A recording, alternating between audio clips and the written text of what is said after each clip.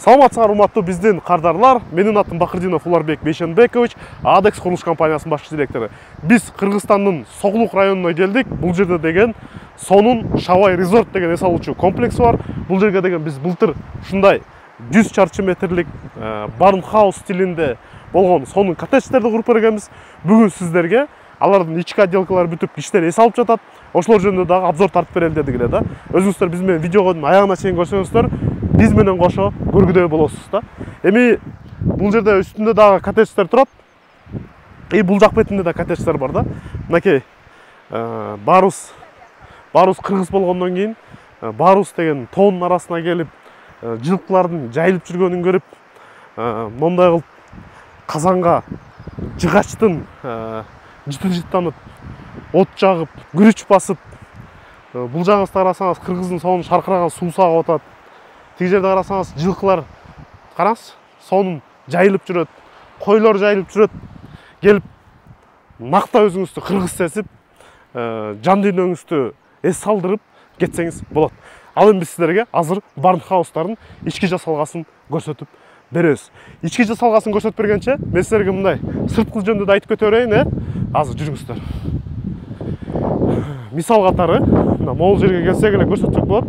Азыр бул жерде толук иштер бүтө элек. Мынакей фундаментте болсо биз ушундай атайын немелерди колдонгонбуз, металлический свайларды колдонгонбуз. Бул жерде болсо рекс жыргап уктап жатат. Анан болсо ушунун астына сип менен пол создавать этип туруп, анан пол үстүнөн үйдө отургузуп кеткенбиз да. Рекс кечирим сурайм, уйкумду көрүп койсок. Үйдүн сырткы бетин болсо көрсөңүздөр болот. Фасадный Технониколь компаниясынын Хауберг деген материал колдонулган. Ал эми чатырына болсо биз ошол эле Технониколь компаниясынын мягкий кровлясын колдонгонбуз да. Эми могул жерден көрсөңүздөр болот. Аябай жакшы көрүнөт. Ал эми үйдүн фронтондорун болсо, маңдайкы беттерин болсо биз кадимки эле вагонка менен чаптап, кооздоп кеткенбиз да. Терезелер болсо өзүңүздөр да көрсөңүз болот. Полдон баштап туруп, почти аягына, чатырдын аягына чейин, потолокко чейин. Биз өзүңүздөр көргөндөй террасанын асты бош. Бул жерде кийинчерээк буюрса кардардын өзүнүн планы боюнча, бул Шавай Резорттун ээсинин планы боюнча бул жерлер да жабылат, обманка болуп. Тоодо аябай чоң перепад бар. Мынакей мондой болгон чакан террасалары бар. Бул жерге деген сиз чай ичсеңиз болот, кофе ичсеңиз болот, кымыз ичсеңиз болот. Ушул жерге отуруп алып, шаркыраган суунун үнүн угуп, же болбосо жаш болсоңуз отуруп алып кальян чексеңиз да аябай сонун болот да. Биз обзорду биринчи үйдөн баштайлы.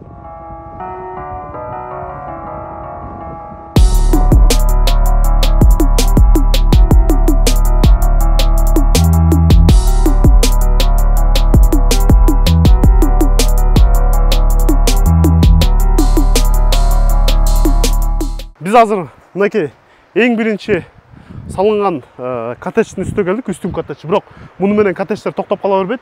Өйдөн өгөздөй дагы Кудай буйрса жакын арада коттедждер салынат. Эми ушул биринчи коттеджди биздин карабайсызбы, террасасы мунуку абдан кенен террасасы бар. Бул жерге жөн эле баягы досторуңуздар менен келип дискотека уюштуруп, вечеринка уюштуруп, жакшы бир эс алып кетсеңиздер болот да. Эми биздин коттеджге болсо ушул эле жерден биз кирип кетсек болот. Бисмилла деп үйгө кирели. Бул жерге болсо азыр жаңы мебелдер кирип алат бул коттеджге. Берки коттедждер болсо жилой, уже элдер жашап жатышат да. Мынакей бул жерге мебелдер жаңы келип тур, өзүңүздөр көрсөңүздөр болот. Бол зона болсо, дивандар деген болсо ушул жерге коюлат. Көрдүңүздөр да, потолок жана жогоруда айткандай бийик. Ички жасалгасы болсо биз деген могул сип панелдин үстүнө эле мондой болгон сонун болгон вагонкаларды чаптап кеткенбиз. Ошол эле отделка менен даяр болуп калган да. Мына бул жак бети болсо кухонный стенка турат. Ошондо ушул зона бир эле учурда залдын дагы жана ошондой эле кухнянын дагы милдетин аткарат. Эми дагы бир жолу баса белгилеп койчу нерсе, мынакей терезелер абдан кенен, полдон кааласаңыз ушинтип ачып тоону карап турсаңыз болот, кааласаңыз жаап койсоңуз болот. Эми мен сиздерге обзорун көрсөтүп берейин да. Бул жерден киргенде эле биз бул жак бетинде бизде сан узулдар бар. Мынакей биз биринчи бөлмөсүнө кирсек, могул бөлмөсү келечекте өзүнчө туалет болот. же болбосо чулан кылып койсоңуз болот, же болбосо гардероб кылып койсоңуз болот, ким кандай кааласа да. Анан бул жак бетине кирсек, бул жерде абдан кенен болгон дагы бир сан узул бар. Эми бул кардарлаштын планы боюнча бул жерге душевой кабина коюлган. Бул жерге болсо унитазы бар экен. Бул жерде болсо раканасы, бойлору бар, ысык суусу бар, канализация бар, бардыгы каралган. Ал эми азыр заман ушундай да, каякта болбосун, тоодо болосузбу, үйдө болосузбу, сиздин сан узулдары болгону абзел да. Эми биз биринчи уктоочу бөлмөгө кирели. Мынакей. Бул биринчи уктоочу бөлмө. Бул жерде диваны коюлган, бул жерде чоң терезеси бар, шкафы коюлуп тур, террасага выходу бар. Андан кийин болсо биз 100 чарчы метр биздин барнхаусубуз. Мынакей. Бул жерде ушундай болгон чоң панорамный терезе бар. Сиз биякты да карап турсаңыз болот. Көрдүңүздөр, терезелер полдон башталган. Ачып койсоңуз болот, кааласаңыз жаап койсоңуз болот. Эми ар бир адамдын өзүнүн чечимине жараша да. Эми биз азыр экинчи спальняга кирдик, экинчи уктоочу бөлмөгө. Мынакей. Бул жерде дагы өзүнчө уктоочу бөлмө бар. Терезелери чоң. Бул жерде да терезеси бар. Эми сиз ушул эки спальня менен эле токтоп калды десеңиз, жок, бизде үчүнчү уктоочу бөлмө дагы бар. Мынакей. Бул үчүнчү уктоочу бөлмө. Бул жерден дагы сонун мондай полдон терезе вид ачылат. Мынакей. Өзүңүздөр көрсөңүздөр болот. Абдан сонун болгон вид ачылат. Уктоочу бөлмө, үчүнчү потолоктору бийик, вагонка менен жасалган. Дагы баса белгилейм, бул коттедж азыр ички жасалгылары бүткөн, бирок мебелдер коюла элек да. Мебелдер коюлган дагы бар. Жаңы эле буга чейин көрсөткөн видеодо көргөндөй, бир коттеджде элдер эс алып жатышат да, компаниясы менен келип эс алып жатышат. Азыр эми силерге экинчи коттеджде көрсөтөлү. Ал жер болсо уже жилой.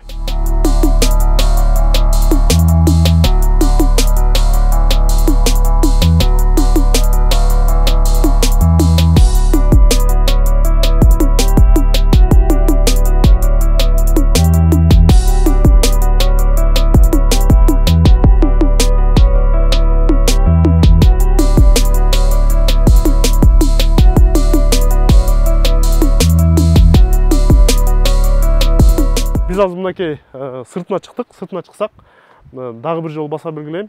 Бул сыртындагы фронтондору биз эме менен вагонка менен жасап кеткенбиз. Анан эми мондой болуп свайлар куюлган дагы. Бул жагына да буюрса жаз менен иш башталган. Азыр эми бул жерде тоодон көрсөңүздөр болот. Тоодо дагы эле кар жатат. Бул жерге жаз келе элек да. Эми келип бир 10-15-20 күндүн бир айдын ичинде могу жер жап-жашыл болуп, сонун чөп болуп калат. Крышаны көрсөтөйүн деп атам. Көрдүңүздөр, чатыры дагы неме менен жабылган. Технониколь компаниясы мягкий кровлясы менен жабылган. Фасады дагы ошону менен жасалган. Анан эгерде сиз эс алуучу комплекс салам десеңиз, биз сизге ушундай форматта же болбосоңуз башкача десеңиз, башкача форматта кылып салып бере алабыз да. Бунун өзгөчөлүгү потолоктору дагы бийик. Бирок көрдүңүздөр, эмелери жок. Витровой карнистери чыгып турбайт да, то есть өстүрмөсү жок. Себеп дегенде, ал өстүрмө дагы дополнительный чыгым да. Барнхаус кылып салганда биз ушундай кылып эле чаап кетебиз дагы. Фасад менен чатыры бир бүтүп кеткен. Азыр биз силерге экинчи үйдүн да ичин көрсөтүп коелу, чтоб силерде салыштырмалуу мүмкүнчүлүк болгондойчу. Бул азыр биринчи үйдү көрсөттүк. Биринчи үйдө болсо, элдер жаңы киргенге даярдалып, мебели коюлуп жатат.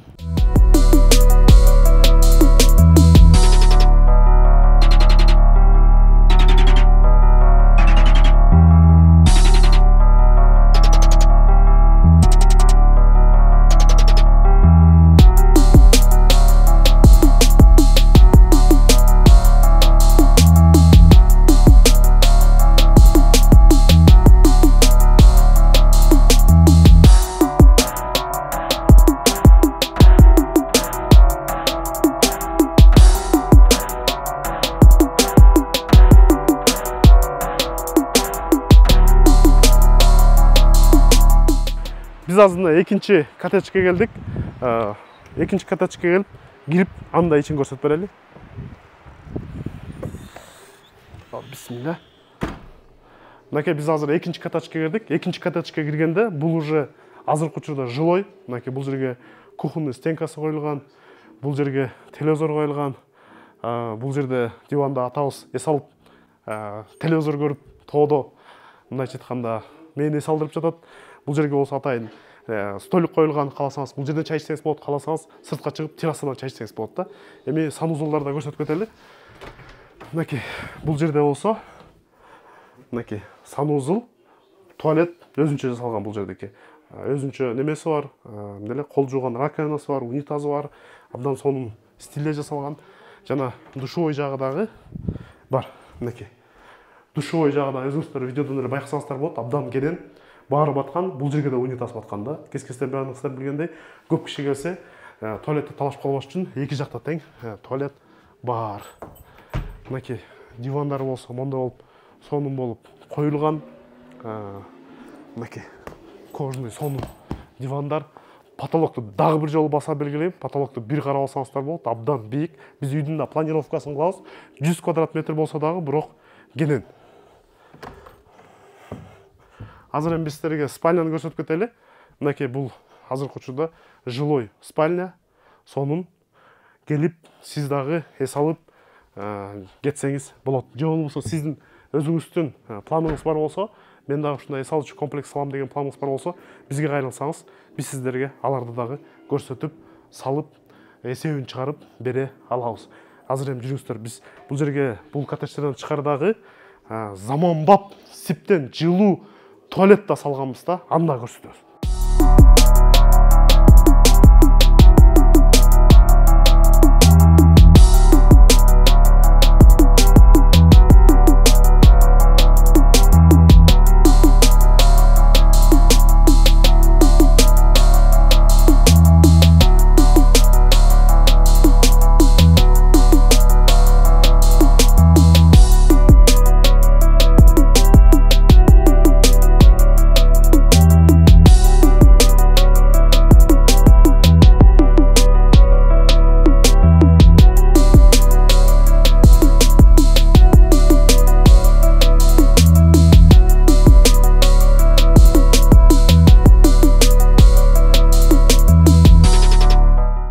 Фондо сонун болуп барнхаустар көрүнүп турат. Бул жерде барнхаустардан тышкардагы мындай глэмпингтер бар. Ак боз үйдө болгон глэмпингтер бар. Мунун ичинде дагы 2 кишиге ылайыкталган сонун мындайча айтканда эс алуучу жай да. Ал эми биз бул эс алуучу комплекске көп киши келген жерге билесиз да, дайыма туалет маселеси жакшы жасалыш керек. Ошол себептен бул жерге чоң туалет жасалган, общий туалет. Аны да көрсөтүп кетем. Кандай гана бир эс алуучу жер болбосун, ал эс алуучу жерде дайыма общественный баягы туалет болгону жакшы да. Азыркы учурда бул жерде да салынган общественный туалет бар. Мынакей биз азыр кирдик. Бул жерде көрсөңүздөр болот.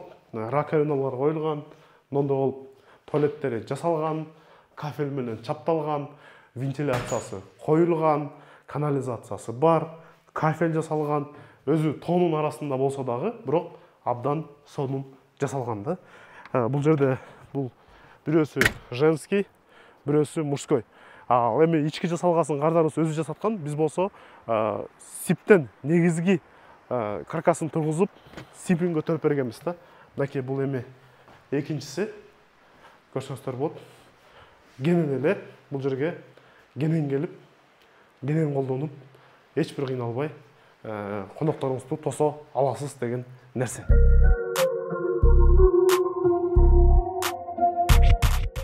Албетте, сиз ушундай тоонун арасына келгенден кийин мынтип казанга от жагып, казанды карап, тамак бышыргым келбейт дешиңиз мүмкүн. Албетте, сиз бул тамакты үйдүн ичинен мүмкүнчүлүк бар. Ал жерден жасап алсаңыз болот. Же болбосо сиз жок, мен бул жерден вообще эле тамак жасабайм, жөн эле отурам десеңиз, бул жерде кухня дагы бар да. Аны да көрсөтүп беребиз. Бул жакта чоң кухня бар, кафе бар. Ал жерден тамак ашыңызды толук менен даярдап берет. Эч бир кыйналбай эле ошол жерден тамак алып деле эс алып кетсеңиз болот. Эгерде сиз ушундай эс алуучу жерге келип, компанияңыз менен келип, мисалы ушул деле Шабайга келип, бирок мен иш-чара өткөзөт элем, тренинг өткөзөт элем, же болбосо той топур өткөзөт элем, шеринен бар эле коноктошот элем, свадьба өткөзөт элем, тушоо кесүү кылат элем десеңиз дагы, бул жерде ага дагы условия бар. Мынакей көрсөңүздөр болот. Могул жерде азыр мен силерге көрсөтүп берем. Мынакей могул жерден абдан сонун көрүнгөн чоң заңгыраган боз үйдө болгон глэмпинг бар. Абдан чоң глэмпинг. Ичинде болсо столдору бар, стулдары бар. Могул жерин болсо биз атайын жылууланган кылып сиппанелден кухня салып бергенбиз. Ушул жерде сизге тамак жасап бере алат. Ушундай лестница менен түшүп барып, ушул жерден сиз той топуруңузду өзүңүз өткөзүп алсаңыз болот. Бул жерде толук азыркы учурда кез-кезде бул жерге келип 10 жылдыктар, 20 жылдыктар келип өзүнүн иш-чараларын өткөзүп атат. Той өткөзгөндөр бар.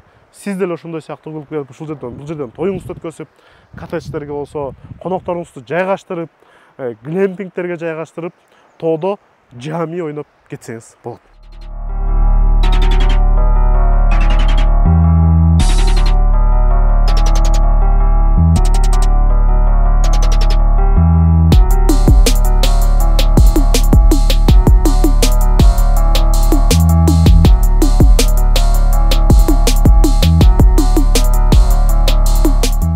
Барыңыздарды кызыктырган суроо, эгерде сиз мындай барн-хаусту кааласаңыз, не только тоонун арасына, сиз муну көлгө деле салсаңыз болот, же болбосо үй катары деле салсаңыз болот. Ал себебинде 150 чарчы метр, бирок 100 чарчы метрдин ичинде өзүңүздөр көргөндөй раздельный санузлу бар, террасасы бар, ошондой эле кухня залы совмещенный, 3 спальный, 3 уктоочу бөлмөсү бар.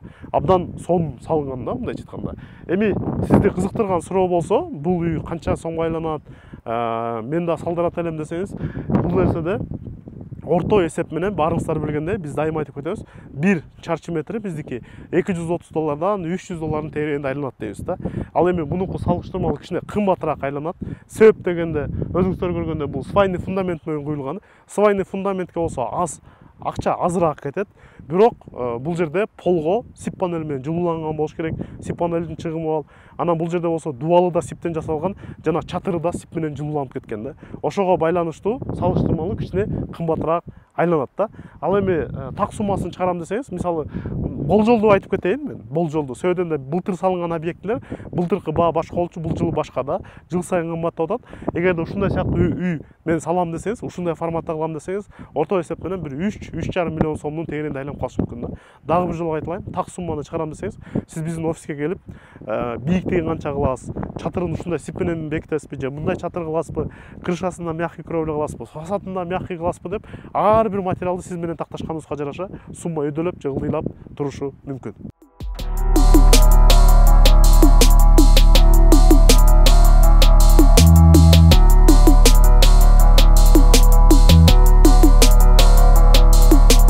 Эгер сиз дагы коттедж курам деген планыңыз бар болсо, мынакей фондо биз салып жаткан коттедждер турат. Бул барн-хаус стилинде салынган 3 уктоочу бөлмөлүү сонун болгон бийик коттедждер. Өзүңүз миң көргөндөн бир көргөн жакшы дейт кыргыздыкычы. Өзүңүз келип ушул жерде эринбей ижарага алып, түнөп, анан көрүп чечим чыгарсаңыз болот. Ал эми андай кылам десеңиз, бул Шавай Resort деген эс алуучу комплекс Сокулуктагы Төшбулак айылында жайгашкан. Төшбулак айылынан кичине өйдөрөөк. Же болбосо Инстаграмга кирип Шавай Resort деп издесеңиз эле чыгат. Бул жерде бир гана биздин барн-хаустар эмес, мондой да глэмпингтер бар. Аларга да түнөсөңүз болот. Деги эле келип өзүңүзгө кызыктуу нерселерди көрүп, же болбосо жөн эле эс алып кетсеңиз болот. Эгерде сиз ушул Шавай Resort-ко келип эс алам десеңиз, мен сизге ориентир катары маалымат берип кетейин. Төшбулактан чыгып келгенден кийин, лагерден өткөндөн кийин эле мондай сонун тоого Төшбулактын Белогоркасынын тоосуна көрүк ачылат. Ушул жерден түп-түз кетсеңиз, сиз Белогорканын, Төшбулактын водопадына барасыз да. Ал эми сиз Шавайга барам десеңиз, ушул жерде мына мондай болгон чоң атайын рекламный щит турат. Ушул жерден поворот кайрыласыз оңго кайрылып туруп, Коктуга кирип кетсеңиз, Шавайга түп-түз барасыз.